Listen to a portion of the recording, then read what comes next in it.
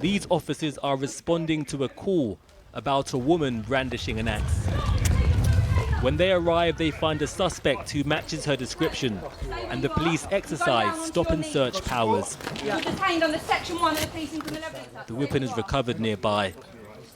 This is one example of the Met Police announcement that in July, over 1 in 3 searches resulted in fines. But this was a search led by intelligence and not Orla. Britain's biggest police force has increased use of the controversial power by 20% in the last year, with political support from across the spectrum. We will allow routine stop and search without suspicion. Stop and search in areas where knife crime is prevalent will go on. Well, this is a government that strongly supports the police in the use of stop and search.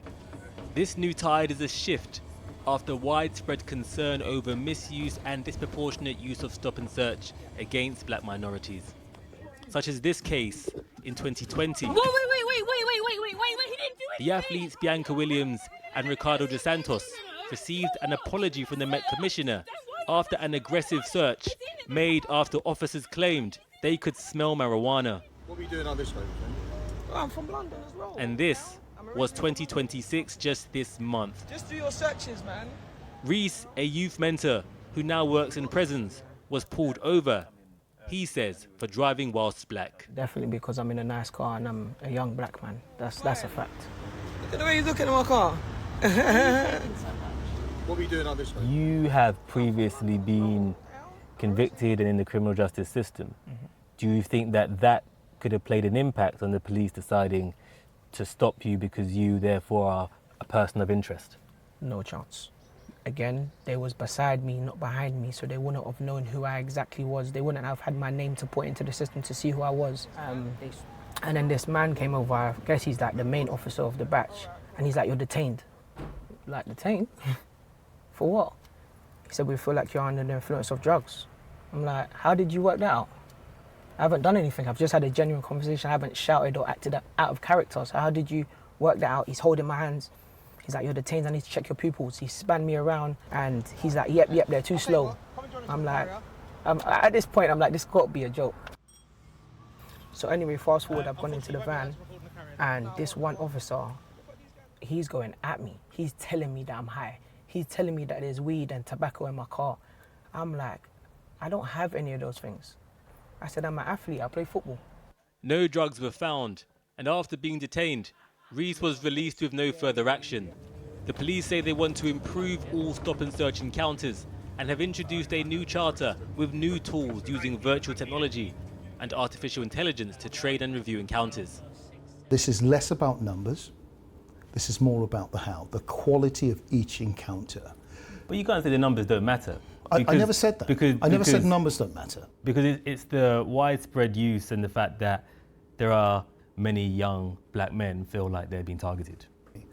I absolutely accept that young black men are impacted more than any other group in terms of stop and search. So I acknowledge that.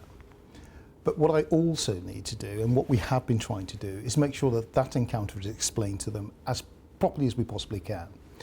Why is it that if you're a young black man and you're under 25, you're 9 times likely to be a homicide victim in this country? We don't seem to be talking about that at all.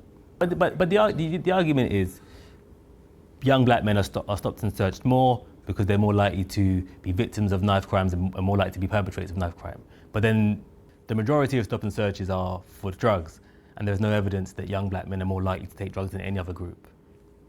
Even when an encounter takes place and there is no find, I want the quality of that encounter to be such that when that young person walks away, be it black or whatever colour they may well be, is that they feel that our officers have explained the reason why they have stopped them. That's the first thing.